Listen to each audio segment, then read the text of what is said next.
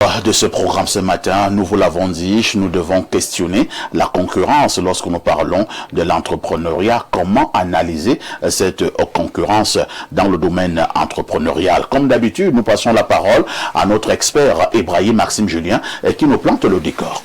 Alors, merci Parfait pour la parole qui est donnée aujourd'hui. Dans l'univers entrepreneurial, la concurrence reste et demeure un acteur majeur.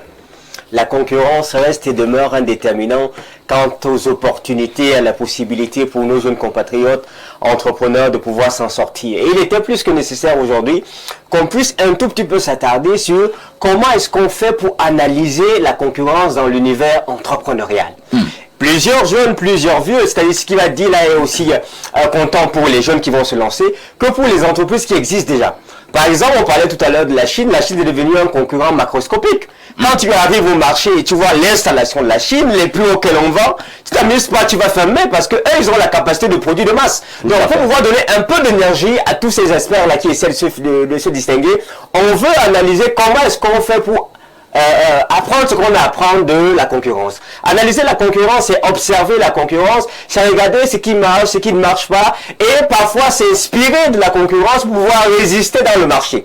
Je vais demander à la réalisation de m'aider avec un outil que j'ai appelé la boussole compas, qui est une boussole de repère que j'ai conçue pour aider les Camerounais à faire un minimum d'études de marché en analysant la concurrence. Dans cette boussole-là circulaire, parfois ici, le premier c'est d'abord cadrer le marché. C'est-à-dire la première chose que on doit faire lorsqu'on étudie ou on analyse la concurrence, c'est de pouvoir cadrer le marché, c'est-à-dire qui achète, où est-ce qu'il achète, pourquoi est-ce qu'il achète ce produit-là, pour en faire quoi. Ça commence par là. Le deuxième élément, justement, c'est le haut là, c'est maintenant observer la concurrence. Parce qu'avant d'observer la concurrence, il faut pouvoir cadrer le marché. La concurrence du secteur des BTP n'est pas la concurrence du secteur alimentaire. C'est pas parce qu'on est tous en mokolo qu'il faut faire pouvoir, il faut commencer à observer tout le monde. Non. Vous cadrez le marché en recherchant, en étudiant ceux qui consomment vos produits. Vous observez les concurrents. Vous regardez exactement quels sont leurs prix. Vous regardez exactement quelle est la qualité des produits clients. Vous regardez exactement comment est-ce qu'il faut pour pouvoir commercialiser ces produits-là. Vous regardez également ceux qui sont les concurrents directs, ceux qui sont les concurrents indirects, ceux qui sont les substituts, ceux qui sont les nouveaux entrants. Vous les recensez d'abord. Une fois que vous avez fini ce haut, vous devez maintenant mesurer et comparer entre tous les acteurs que vous avez préalablement identifiés. Vous mesurez quoi? Vous mesurez les prix. Vous mesurez la qualité de ce qu'ils vendent. Vous mesurez les services. Vous mesurez leur image. Vous mesurez même leurs canaux de distribution. Ça, c'est ce que représente le M là. Et enfin, le P, le positionnement, c'est-à-dire qu'au-delà d'avoir cadré le marché, vous avez plus la peine d'observer les différents concurrents, ceux qui sont directs, ceux qui sont indirects, ceux qui sont substituts, ceux qui sont potentiellement des entrants. Au-delà d'avoir mesuré les prix de vente, les canaux de vente, la qualité des uns et des autres, il faut maintenant pouvoir vous positionner. Et votre positionnement doit être suffisamment clair. Vous devez choisir une place et faire une proposition, ce qu'on appelle souvent les USP, les Unique Selling Proposition. La proposition de vente unique. Et au-delà de ça, vous devez pouvoir travailler sur des angles de différenciation. Là, vous êtes en train d'étudier ou d'analyser la concurrence. Après le P là, de compas, vous avez le A qui consiste à procéder à l'alignement du mix. C'est-à-dire que vous devez assurer un alignement entre vos produits, vos prix, la place où ils sont vendus, le promotionnement, les promotions qui sont faites tout autour avec la position que vous avez décidé de prendre. Vous ne pouvez pas me dire que vous avez pris une position de vendeur de luxe, mais quand on regarde vos prix, on regarde vos canaux de distribution, on regarde votre qualité, il n'y a pas du tout de cohérence. Et le dernier S du compas, c'est justement assurer le suivi. Vous devez suivre et sécuriser vos produits au travers des veilles. On surveille les concurrents, on veille à ce qu'ils font, on observe les indicateurs et on s'arrange toujours à rester éthique et à respecter la conformité. Donc, analyser la concurrence, c'est donc cadrer le marché, c'est observer les concurrents, c'est mesurer et comparer, c'est se positionner et c'est s'aligner avec ce le positionnement qu'on a pris, puis surveiller les concurrents. Voilà ce qui veut dire analyser le marché, de façon simple. Très bien, c'est bien compris. Hein. Allons un peu dans les détails. Peut-être que vous l'avez dit, mais vous êtes allé un peu plus rapidement. Je voudrais que vous puissiez un peu répondre à cette question. Moi, j'entre dans un marché. Je prends par exemple le marché brassicole. Non, le marché brassicole. Je trouve dans un pays où nous avons l'ancienne SABC, vous avez également l'autre produit qui fabrique l'Acadie, et j'oublie un peu le nom de la société. Alors, Parfait veut également produire de la bière. Alors, comment je me comporte? Je fais exactement comme ce que j'ai trouvé sur le marché, ou bien je fais le contraire de ce que j'ai trouvé sur le marché. Qu'est-ce qui devrait me guider lorsque j'arrive dans un marché où vous avez des costauds qui existaient déjà? Très bien. Parfait. Ici, comme je l'ai dit, la première chose, c'est de cadrer votre marché. Où est-ce qu'ils vendent? Qu'est-ce qu'ils vendent? À quel prix est-ce qu'ils les vendent? Les gens achètent ça pourquoi? Si vous n'êtes pas capable de cadrer ce marché-là, vous ne saurez pas pourquoi les gens doivent acheter ce que vous voulez produire. Vous ne saurez pas où il faut vendre ce que vous voulez produire. Quand vous avez la grâce d'avoir un concurrent, vous avez déjà quelqu'un qui vous a montré, qui a fait ses classes et qui est arrivé à un modèle qui marche. Et donc, il faut pouvoir s'inspirer du modèle qui marche. Et donc, quand on étudie la concurrence, ce n'est pas que pour aller chercher ses faiblesses. C'est aussi pour voir ses forces. C'est aussi pour voir ce que je peux apprendre chez le concurrent pour pouvoir m'implémenter ou m'imposer de façon la plus conséquente.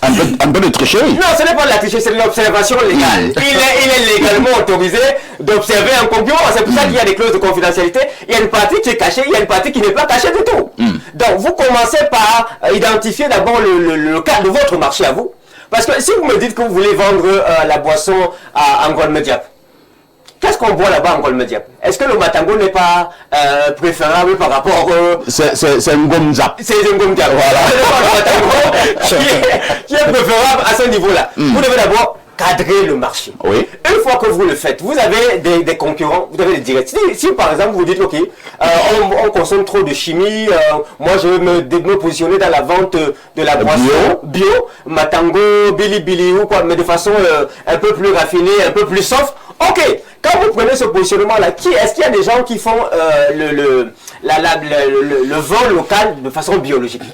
Ceux qui font la même chose que vous, si vous vendez le Matango, ceux qui vendent le Matango sont vos concurrents directs. Ceux qui vendent l'Acadie sont vos concurrents indirects parce qu'ils répondent aux mêmes besoins. Ceux qui vont vendre le Kitoko sont aussi des substituts parce que quelqu'un veut chauffer son corps, son alcool, il apprend ça. C'est aussi des concurrents. Vous les étudiez avant de vous positionner. Vous ne pouvez pas entrer dans un marché et si vous partez constater qu'en réalité, Kadi qui est là, elle a un arsenal industriel et qu'elle vend son produit à un coût relativement bas. Est-ce que vous avez la capacité de vendre votre produit à un coût relativement bas? Pas du tout. Si vous n'avez déjà pas cette capacité-là, vous devez réfléchir à votre positionnement à vous. Parce que si vous entrez en disant que vous allez faire la même chose, elle va vous abattre. Donc, l'étude de la concurrence est un élément déterminant quant à votre capacité à conquérir un marché. Parce qu'il faut bien vous dire la vérité, lorsque vous arrivez dans un marché, quelqu'un était là seul, il avait 100 clients. Il savait qu'avec ses 100 clients, il avait ses 100 000 tous les mois. Après, vous arrivez, vous venez lui arracher une part de son marché. Tout à fait. Il ne va pas vous regarder avec les yeux tout. Même s'il dit Nyangmol, quel Nyangmol? Lui-même, il sait que vous êtes en train de manger une bonne partie de ses recettes. Donc, c'est une guerre. Et dans cette guerre, il faut commencer par analyser les acteurs et faire la cartographie des rapports de force. Très bien. Alain Douk, au niveau de la concurrence, lorsque nous sommes dans le domaine entrepreneurial, est-ce qu'il faut aller avec des armes non conventionnelles ou alors il faut simplement mettre de la stratégie, la bonne stratégie marketing sur place? Parfait, dans une institution universitaire que j'ai fréquentée à une époque, il y avait une discipline là-bas qui était dispensée, c'était l'éthique des affaires. C'était une dame docteur qui dispensait ce cours-là. Donc il y a une éthique dans la façon de faire les affaires, mais la plupart du temps, dès que les gens sont lancés dans le champ de la conquête des parts de marché, l'éthique fout le camp. parfois les gens bottent l'éthique en touche. Donc il faut toujours respecter un certain nombre de règles. Hein? Des gentleman agreements, des règles d'éthique et de déontologie, il y en a dans tous les secteurs d'activité. Maintenant, vous observez la concurrence. Elle doit vous donner matière à réflexion. Parce que ce n'est pas évident. Vous venez, vous trouvez des gens qui sont déjà installés. Première des choses, qu'est-ce qu'ils offrent? Est-ce que vous voulez faire la même chose que... Bon, d'accord, si c'est le marché en question que vous voulez, vous allez proposer la même chose. Alors, il faut examiner d'abord le produit, le service. les caractéristiques, les prix. Vous analysez tout, parce que c'est ça qui vous permet de vous positionner. Et il n'y a pas que ça, parce que parfois si on est dans le marché des téléphones, par exemple, de la technologie, il faut aller voir les caractéristiques techniques. Hein? Parce qu'il faut performer au niveau technologique. Hein? Et les gens sont là, ils veulent toujours des nouveaux trucs qu'on ne retrouve pas chez tel, mais qu'on pourra retrouver chez vous. Vous connaissez par exemple comment l'iPhone avait débouté du marché de la téléphonie un géant qui était présent. Samsung. Non, c'était pas Samsung. Blackberry. Qui faisait la pluie et le beau temps, mais qui a été débouté. Donc, il faut aller voir. Donc, maintenant, la problématique de l'expérience même client. C'est-à-dire que, qu'est-ce que les clients de ceux qui sont même déjà installés pensent du produit? Parce que c'est votre potentiel, c'est vos potentiels acheteurs. Parce que vous devez vous discuter d'une manière ou d'une autre des parts de marché. Qu'est-ce qu'ils disent du produit? Qu'est-ce qu'ils y trouvent?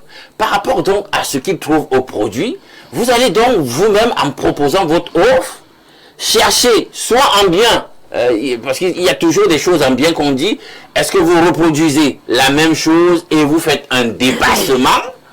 Ou alors, il y a un part de marché là quand même, c'est chez eux qui n'est pas l'objet de leur quête, mais que vous pouvez aller contenter avec un produit peut-être moyen de gamme ou bas de gamme, mais qui va satisfaire les attentes du marché en question. Voilà, cette niche-là, mais qui ne peut pas se permettre l'autre marché. Donc, en fait, c'est tout ça. L'enjeu, c'est de trouver un écosystème qui va permettre de ramener un certain type de revenu à votre entreprise, faire du profit dans une certaine niche. Bien. Maintenant, leur type même de communication. Ils font comment pour promouvoir même leurs produits, leurs services, etc. Vous devez examiner ça. Parfait. Est-ce qu'ils sont énormément présents sur les réseaux sociaux? Quels sont les éléments de langage qu'ils utilisent? Quelles sont les stratégies de communication qu'ils utilisent sur les réseaux en question? Est-ce que c'est la communication conventionnelle? Évaluer même l'impact de cette communication sur leur audience, donc sur le potentiel marché. C'est tout ça qu'il faut passer au crible pour voir donc vous aussi, par rapport à ce que vous avez observé, comment vous allez vous positionner, comment communiquer, quel est le type de discours, les éléments de langage que vous allez utiliser pour promouvoir votre produit sur le marché en question. Tu as utilisé l'industrie brassicole tout à l'heure. Chez nous, c'est très rude, hein. C'est très rude parce que se positionner dans un tel marché, c'est violent. Déjà, le plateau technique, vraiment, déjà, c'est des gros investissements. Beaucoup se sont essayés, se sont brisés le crâne. Ah oui, monsieur, c'est pas évident, c'est pas évident. Ou alors, à un moment donné, même vous vous faites racheter. Si vous pensez la prière même de certains parce que vraiment, l'emprise sur le marché de certaines entreprises qui sont des multinationales est telle que vraiment, il faut, je sais pas moi, hein, vraiment, c'est très compliqué pour se positionner dans le marché. Parce que même au niveau de la communication, ils ont des gros moyens de communication, ils pénètrent même le domaine culturel au travers du mécénariat, etc. Ils ont leur concept maintenant entreprise citoyenne. Voilà. Donc c'est très compliqué. Donc faut vraiment se rassurer qu'on on a ce qu'il faut pour se mettre en compétition avec des gens pareils au risque de disparaître. Mohamed Ali, lorsque nous parlons de la concurrence dans le domaine entrepreneurial, est-ce que c'est toujours chose aisée? Moi, je dirais que c'est pas chose aisée parce que pour nous, les jeunes, vous comprenez que M. Parfait a ici, s'il faut démarrer une entreprise dans l'environnement que vient de décrire M. Alain Douk, vous voulez partir de zéro, vous cherchez des financements, vous cherchez des partenaires. Par contre, les autres, ils sont déjà confortablement installés. Ils ne vont pas vous faire des cadeaux. J'ai bien suivi l'exposé de mon frère de l'Est là, mais je vais lui dire que sur le terrain, tout ça est souvent mis de côté et la bataille est très rude. Et le principal problème au Cameroun, c'est que tout le monde veut faire comme tout le monde. C'est-à-dire, monsieur Parfait, ici, si vous avez un programme 10-12, toutes les télés du Cameroun, c'est 10-12. Mais c'est justement le cas. Et avec les mêmes rubriques, sensiblement, on utilise les synonymes. Si vous appelez espace miné, on prend miné, on met avant et puis on change. C'est justement le cas. Et c'est ça qui complexifie. Si vous avez la dénonciation, eux peuvent prendre peut-être la colère. La colère, voilà. Donc, vous voyez que la concurrence, elle est rude parce qu'au Cameroun, on aime bien faire comme l'autre. Moi, je vais quitter un peu du terrain scientifique pour dire que au quartier, si vous ouvrez une petite caisse à votre épouse, vous allez au travail, on constate que après elle a ajouté le call box, après elle a ajouté Orange Money. Quelqu'un d'autre ouvre la même caisse à côté, pas en face. Pas en face. C'est-à-dire, chez nous, on est dans une logique où il faut tuer l'initiative. On n'est même plus dans la concurrence. Je ne vais pas évoquer les aspects mystiques. Parce que, si, mais, attendez, faites un petit commerce pendant 2 ans et vous déplacez la caisse, vous décidez de labourer l'espace, vous allez trouver les bouteilles et des choses pas du tout enterrées. Parce qu'on ne veut pas vous voir prospérer. Et pour nous, les jeunes, c'est un véritable frein. Parce que vous avez parfois, monsieur Parfait, ici, fait quelques petits jobs, vous avez obtenu 100 000, vous voulez lancer une activité. Parfois, lorsque vous lancez le call box avec l'ambition de devenir Orange Money plus tard, mon voisin Ibrahim, il arrive avec ses gros millions. Et il ouvre un kiosque, il dit que non, j'ai vu beaucoup de personnes aller chez le petit là. Et c'est ceux qui ont déjà les moyens. Je vais l'écraser. Oui, et c'est ceux qui ont déjà les moyens qui veulent écraser ceux qui sont en train de vouloir s'élever. Moi, je pense que on devrait plutôt percevoir la concurrence comme un appel à l'innovation. Monsieur Parfait, ici, nous tous là, il nous arrive d'aller dans les salons de coiffure. J'ai dit, on repart dans le même salon de coiffure au regard de la manière dont ces personnes s'occupent de vous. La qualité du service. La qualité du service. Et on décide de ne pas revenir quelque part à cause de la qualité de service. Mais au Cameroun, on ne s'attarde pas sur ces détails. Nous, on est plutôt dans la brutalité. La concurrence brutale. La concurrence est déloyale. Déloyale, et j'ajoute même brutale. Parce que monsieur Parfait, ici, j'ai tenu un discours l'autre jour à l'université avec mes camarades dans un tournoi d'eau où on mangeait. J'ai dit, moi, s'il m'arrivait un jour d'avoir des positions politiques au Cameroun, si vous n'avez pas les moyens de vivre à Yaoundé, vous vivez au village.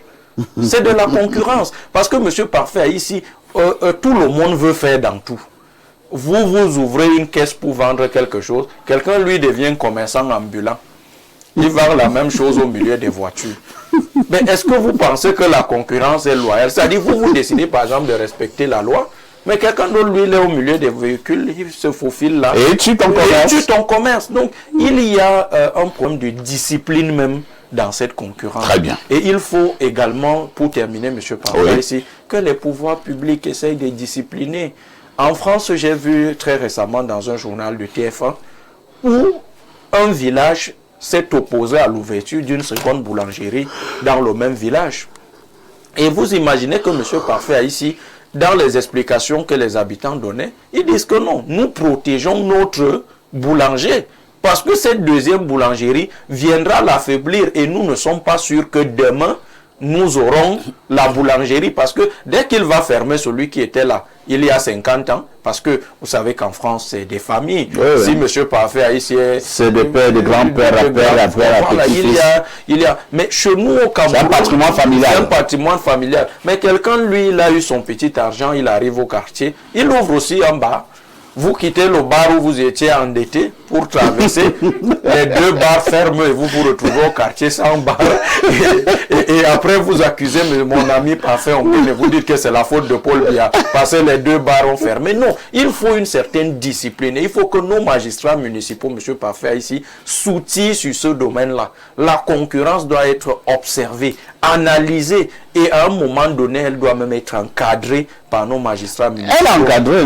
Elle est encadrée. Les textes sont à un moment donné clairs. On avait connu le fameux problème au Cameroun avec la boulangerie Acropole. Et par la suite, notre venu, là, dans ce domaine, vous disiez que c'était violent. Il a ouvert boulangerie Agropole. Voilà. Imaginez un tout petit peu. Il sait ce qu'il est en train de faire. Il il veut s'aimer La confusion. confusion dans la mémoire et dans le subconscient. Si vous envoyez votre enfant, vous dites, si vous envoyez votre enfant, vous dites Agropole, lui peut aller à Acropole, et puis on se retrouve dans les deux. Et M. Parfait, je voudrais terminer. Ils sont allés au tribunal. Voilà. Je voudrais terminer, M. Parfait, ici en disant que observez les parfums de jus que nous avons dans nos marchés. Les noms sont différents, mais la couleur est la même. Voilà. C'est-à-dire, parfois vous envoyez votre enfant, vous dites qu'acheter tel jus, il revient avec la même bouteille, avec le même contenu, c'est le nom qui est différent. C'est vrai que, parlant justement de concurrence, dans presque tous les domaines, hein, elle fait rage, parfois Nguéné, avant de vous poser la véritable question, je prends d'abord l'exemple au niveau automobile. Au niveau des années 2000, la France, avec Peugeot, avait sorti la 607. La 607, et les Japonais ont vu le succès que la 607 était en train d'avoir. Ils ont également réfléchi, il fallait trouver une voiture pour concurrencer la 607. Ils ont sorti l'Advansis tête de cochon. Et quand vous regardez un peu l'Advansis tête de cochon et la 607, vous voyez qu'il y a une grande ressemblance. C'est ça la concurrence aussi, même au niveau automobile. Alors, la véritable question, comment je voulais vous poser, hein, Parfait Nguéné, est qu'au-delà de tout, est-ce que la concurrence n'est pas une bonne chose? Surtout pour nous les consommateurs. Ah, ça. Il faut, parfois ici, ne jamais perdre de vue que l'idée de l'entreprise, ou alors l'entreprise a pour finalité faire du profit. C'est-à-dire que l'entreprise travaille essentiellement sur la rentabilité économique et financière. Ça veut dire que lorsque vous créez une entreprise, c'est pour faire du profit. Tout à fait. Maintenant, les conditions de ce profit sont discutables en fonction des milieux. Alors, lorsqu'on parle de concurrence loyale et de concurrence déloyale, parfois je m'interroge souvent pour savoir à quel moment est-ce qu'on commence à être déloyal. Et à quel moment est-ce qu'on reste loyal dans la concurrence? Puisque la concurrence n'est pas théorique, la concurrence n'est pas littéraire, la concurrence est pratique. Pendant que vous faites votre loyauté, je ne sais sur quel prisme d'analyse, de lecture, l'autre qui pratique sa déloyauté, lui, fait du profit à côté de vous. Et puis finalement, si vous fermez à cause de cette absence de... C'est méchant. Qu'est-ce que vous allez faire? C'est méchant, parfois, Nguéné. Alors, ça veut dire que lorsqu'on s'en... Vous voulez dire qu'il n'y a pas d'éthique dans ce domaine? Il y a une éthique, mais qui n'est pas forcément une éthique adossée sur une morale rigide. Je parle dans la praxis. Parce qu'il faut s'abstenir de rester dans une logique d'amphithéâtre, dans des cours magistraux. Vous êtes réaliste. Il faut être réaliste, il faut être pragmatique. Et c'est pour ça que vous allez voir que nous pouvons faire le constat ensemble, que c'est ceux qui n'ont même pas été à l'école qui réussissent plus dans les affaires que ceux qui ont été à l'école. Parce que lorsque vous voulez manipuler les théories, vous voulez manipuler les méthodes, vous voulez manipuler des grands concepts dans un environnement aussi hostile, vous donnez plutôt la possibilité à celui qui ne maîtrise pas cette théorie, lui, de s'adapter à l'environnement et de faire ce que l'environnement veut. Parce que l'entreprise, c'est aussi de répondre aux besoins de la demande qui est formulée sur le terrain. Donc, il faut donc comprendre que vous pouvez venir avec vos théories, vous vendez une bouteille d'eau minérale à 450 francs. Lui, il trouve que 450, ça coûte plus cher, il va fabriquer l'eau en sachet. Il fabrique l'eau en sachet de la même quantité et peut-être plus cher que ça. Les populations vont plus aller là-bas parce que le pouvoir d'achat des populations est plus adapté à cette offre-là par rapport à la bouteille de minéral. Vous qui avez donc fait de grandes études, non vraiment il faut lire les questions d'hygiène, vraiment la morale et tout, vous allez placer votre bouteille d'eau à 400, qui coûtera 400, 500. La maman qui est au quartier là va jurer qu'elle ne peut jamais acheter une bouteille d'eau à 500 francs. Parce que 500 lui permet déjà de faire beaucoup d'autres choses. Mais la même maman va acheter de l'eau à 600, 700 francs, de la même quantité sans s'en rendre compte, parce qu'elle va acheter à 100 francs. Donc il y a une intelligence circonstancielle, il y a un génie circonstanciel qu'il faut adopter. C'est pour dire que dans ces milieux d'affaires, c'est un milieu extrêmement compétitif. les rivalités sont tellement importantes qu'on ne peut même plus revenir sur la logique des monopoles. Quelqu'un qui a pris l'exemple de la France aujourd'hui, c'est difficile parce qu'il vous souviendra que le président Biya, lorsqu'il a fait instaurer les libertés sociales au Cameroun et tout ça, il y a également eu les libertés économiques. La liberté économique, effectivement, dépossède l'environnement des affaires du principe du monopole. C'est-à-dire qu'il n'y a plus de monopole, il n'y a plus d'exclusivité. C'est un environnement où chacun, c'est une libre compétition qui est quand même encadrée par des normes, par des lois. Mais comme je vous dis, il faut seuls ceux qui ont le génie des circonstances réussissent dans ces affaires-là. Et quand on parle du génie des circonstances, il s'agit de pouvoir adapter votre politique aux réalités de terrain. Les réalités de terrain imposent la manœuvre de terrain. Vous venez avec des lectures, imaginez-vous quelque chose. Est-ce que pour chuter, j'avais fait un constat parfait. Il y avait un cabaret à Ekounou, à la descente Ekounou, qu'on appelle Carrousel. À l'époque, Carrousel avait une physionomie que vous pouvez imaginer. À l'époque, là, vraiment... C'était vraiment encore bien villageois. Bien villageois, rudimentaire.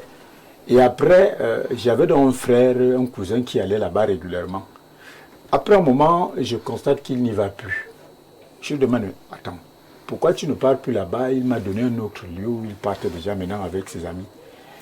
Je constate, je vais là-bas le lendemain, je constate que le Carrousel avait carrément changé de physionomie. Avec du marbre? Avec du marbre et tout.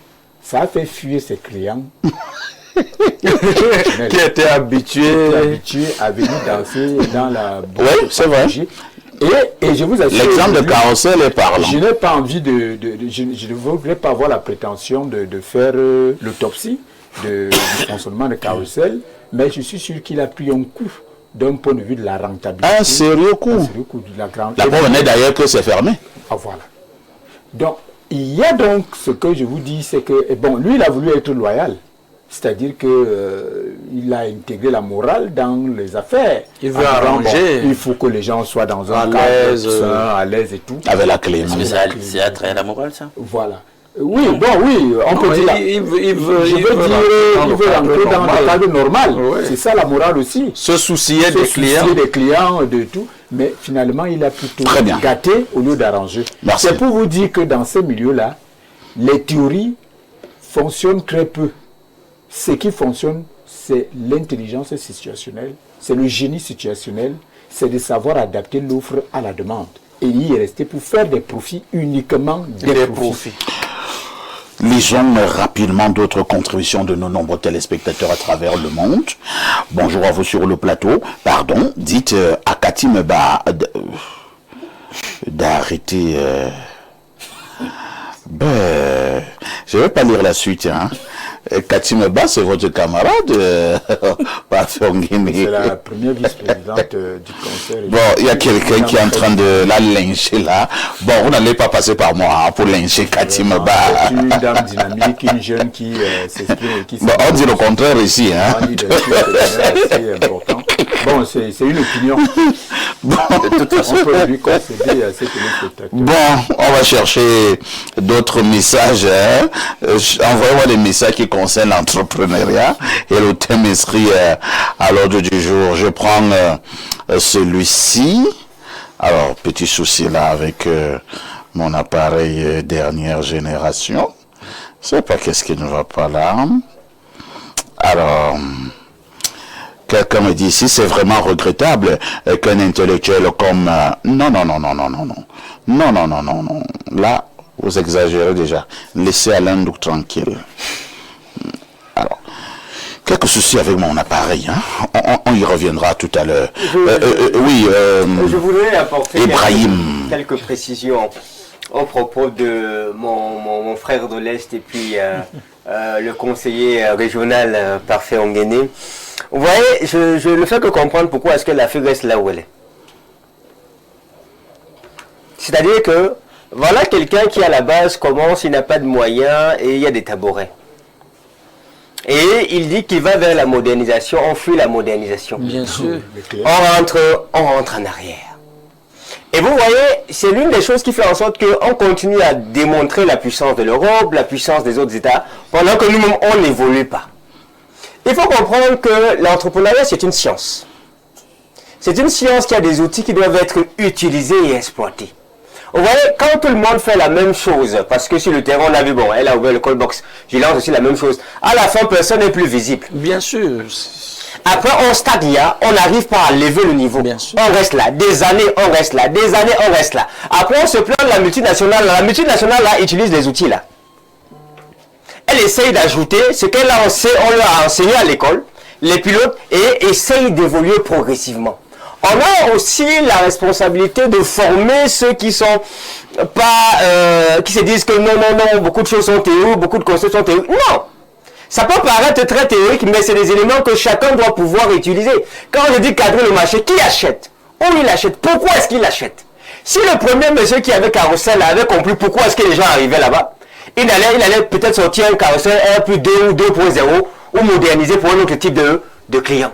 Il faut toujours mener des études et des analyses afin d'avoir des indicateurs sur lesquels on pilote. Parce que si on encourage la gestion des entreprises par l'instinct, par situationnel, sans indicateur, on n'ira pas loin. Et je comprends pourquoi est-ce qu'on n'a pas encore allé loin jusqu'aujourd'hui. Il faut qu'on apporte la modernité à la façon de manager, à la façon de gérer des entrepreneurs camerounais. Qu'ils apprennent le pilotage. Merci. Oui, Alain. Avec ta permission. Sur l'aspect de l'éthique, prenons un cas. Nous avons parlé des Chinois tout à l'heure au cours de la dénonciation. Oui. Il y a des concurrences déloyales qui ne sont pas éthiques. On ne peut pas comprendre que dans un écosystème économique, des gens font déjà du gros. On permet qu'ils fassent du semi-gros et qu'ils viennent encore faire du détail. Mais attendez, c'est éthique ça? Même si vu sur quel angle? C'est pas normal. Le régulateur doit quand même laisser aux autres. Dans l'histoire, on a des cas qui sont légion de manque d'éthique dans la façon de mener une concurrence. Vous avez déjà entendu l'histoire d'un chercheur qui innove et trouve une solution, notamment pour le cancer. Et là, il va bousculer le caractère pharmaceutique. Parce que non seulement le produit est innovant, il va le démocratiser. Les gars se sentent en danger. Et on brûle, on sabote. On peut même l'assassiner. On l'assassine, mais c'est de ça qu'il est question. Vous allez dire qu'on n'interpelle pas l'éthique dans ce genre de situation. On va interpeller l'éthique. Donc, on est en dérive justement parce que les gens ont pensé à un certain moment donné qu'on va faire sans l'éthique. Non, il faut encadrer tout ce que nous faisons dans le cadre des écosystèmes où nous évoluons économiquement et même dans la sphère politique globale. On ne va pas faire sans éthique, sinon c'est une société à la dérive qu'on est en train de construire. Parfait. Ici, dites à Parfait Onguéné que la concurrence déloyale n'est pas le fait de proposer une même marchandise, mais c'est l'exemple de... Bon, ici le nom d'une grosse structure là, je saute cette partie-là, et qui est à la fois importateur, distributeur, grossiste et détaillant. C'est Nicolas Ondoa, Marc Joseph, qui envoie ce message. Alors, un autre message ce jour. Alors, quelqu'un me dit ici, thème très pertinent. J'attends toujours mon invitation à cette émission. Le Ousmane Sonko de la modération. C'est Dr René Fomena, géographe développementaliste, stratégiste. Bon, Dr Fomena, essayez de vous rapprocher de moi. Hein. On verra si vous pouvez... faire le 11 entrant. Être parmi le 11 entrant. Le David Pago vient de Marc Brise. Ne recommencez pas. Ça va déjà dans tous les sens comme ça. Le 11 entrant est déjà compliqué. Bonjour Perfecto. La concurrence est... c'est un élément essentiel du marché. Dans la théorie économie classique, elle fait partie des axiomes principaux aux côtés de l'atomicité du marché. L'entrée et la sortie libre et la rationalité des acteurs. La concurrence est importante à deux niveaux principaux. D'abord, du point de vue des producteurs, elle permet l'innovation et la croissance, car la volonté de se démarquer pousse à innover. Ensuite, elle est importante pour les consommateurs. Elle car toujours, si on se fie à la théorie économique, il y a le prix du monopolaire, le prix de l'oligopole et le prix de la concurrence pure et parfaite. Et la théorie et les faits empiriques montrent que le prix en concurrence pure et parfaite est toujours le plus bas et donc bénéfique aux consommateurs. Au Cameroun, la concurrence n'est pas endogène. Elle provient d'acteurs extérieurs dont la taille de la production permet des marges très faibles. De plus, leurs produits sont plus sophistiqués. Conséquence, les producteurs locaux sont écrasés et le pays peine à faire croître son secteur manufacturier. On se retrouve donc à importer à outrance et les entrepreneurs qui étaient industriels deviennent des importateurs et la balance commerciale devient déficitaire. Voilà comment un problème microéconomique devient un problème macroéconomique. C'est le docteur Etamé depuis l'école des postes. Merci docteur. J'ai la faiblesse de croire que vous êtes un vrai docteur. Oui, il y en a. Et vous les connaissez parfois? Non, je n'ai aucune idée. On n'a aucune idée. Ce qui me plaît avec... Ils sont même pas à côté de vous. Et pour en rajouter... Oui, allez, nous on termine. À ce qu'a dit le docteur, le problème c'est que dans notre système, on a même entretenu et promu des oligopoles qui ne sont notamment pas à l'avantage du consommateur. Regardez par exemple le secteur de la téléphonie mobile. Un oligopole totalement entretenu. Avec, voilà, c'est bien que tu cites, c'est ton camarade. Et parfait, tu vois que les deux... C'est ton camarade, hein? Il y a deux opérateurs là dans la téléphonie qui ont des stratégies totalement adossées l'une sur l'autre. C'est tellement évident. Il faut ils vont se signer. C'est ça, il faut arrêter ça. Ah oui, en quelques secondes. Je voulais terminer en disant que nos secteurs devraient être comme autant pour moi le commerce de la viande de bœuf au Cameroun. Vous voyez, si on dit qu'à Yaoundé c'est 3200 ou 3000, je prends un exemple, peu importe le marché où vous partez, même le commerçant et le client savent que s'il essaye d'ajuster les prix, directement il y aura de la protestation. C'est que dans ce domaine-là, peu importe où vous êtes allé chercher votre bœuf, je suis Mboro et j'en parle, quand vous arrivez à Yaoundé, si on a dit que c'est 3000, si on a dit que c'est 3000, c'est 3000. Oui, ça me rassure. Parfois, on a dit qu'il y a un mémorandum d'un Bororo. Pourtant, vous l'avez défendu tout à l'heure. Tout à l'heure, il était mis pris à partie, je l'ai défendu. Oui, bon, monsieur Parfait, c'est plus qu'il en parle. Nous sommes en train de scruter le fameux 17 heures. Vous savez que les Bororo, nous avons une grosse contribution au niveau de l'économie. Le 17 heures, il faut bien faire attention avec ces 17 heures-là, hein, parce qu'on a interpellé un Kidam qui a amené un pli fermé du côté de la CRTV, où il y avait la nomination du vice-président du Cameroun et la nomination d'un nouveau gouvernement. Et le monsieur disait justement que ça venait en haut lieu. Dieu merci, on a découvert que c'était que du pipeau. Imaginez un seul instant qu'on avait lu cette nomination de mon ami d'Entaba qui est venu là à la CRTV. Mais il y a des leçons à tirer. Je n'essaye même pas. Peut-être que c'est l'un qui a raison. Hein. Et s'il y avait des leçons à tirer de ce qui s'est passé à la CRTV. Monsieur Parfait ici, parfois on dit que c'est l'impatience. Donc parfois vous êtes impatient? Non, pas moi. Mais c'est toi qui vas l'impatience. Nous disons, le monsieur était certainement impatient et il a pensé qu'il pouvait se substituer au président de la République. Imagine qu'on lise mon nom comme ministre au 17 à la CRTV. Après, on leur dit que c'est un fait. Moi, je vais vous raconter cette histoire. Ce n'est pas un fait. Jusqu'à ce que le président s'appelle lui-même. Le Cameroun, je ne savais pas où on devait arriver à ce niveau.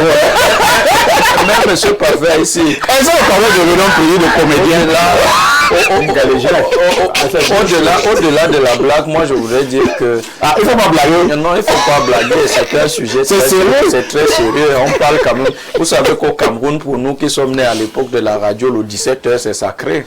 Même quand vous n'entendez rien, vous écoutez quand même les titres du 17 heures et la communauté... Et ceux qui restent aussi sacrés que ça. Vous voulez que je vous ramène l'affaire de DIRCAP de l'Assemblée? Qu'est-ce qu'on avait le 17 heures à la CRTV? Qu'est-ce qui s'est passé? Oui, mais la preuve, c'est qu'on a... Le DIRCAP avait dit que ce qu'on a lu à la CRTV, c'est faux. Et le câble était resté, non? Monsieur Parfait ici, Alain Douk veut noyer mon propos et ma revendication. De toutes les façons, c'est terminé. Hein? Ne ratez surtout pas la rediffusion. Et là, au moins, c'est vrai. De ce programme, c'est tous les soirs à partir de 22h30. Non, le Cameroun, je refuse qu'ils soient un pays de comédiens. Avec tout ceci, que faites-vous encore ailleurs?